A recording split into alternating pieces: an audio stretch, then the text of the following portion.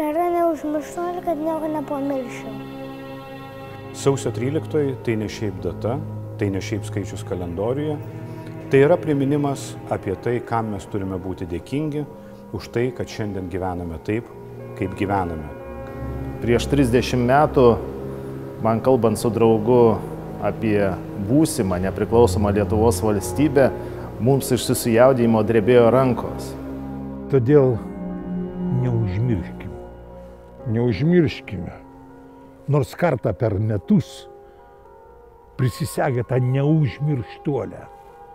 Būkime dėkingi visiems kovojusiems, žuvusiems ir nukankintiems Lietuvos laisvės gynėjams. Ir turime prisiminti ir auką, ir reikšmę.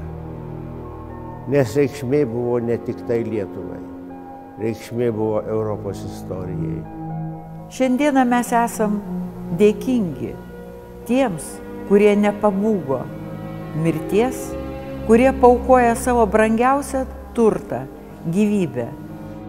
Mes jų neužmirštame. Bet parodykime, kad mūsų, kurie neužmiršta, kuriem ne vis tiek yra daug.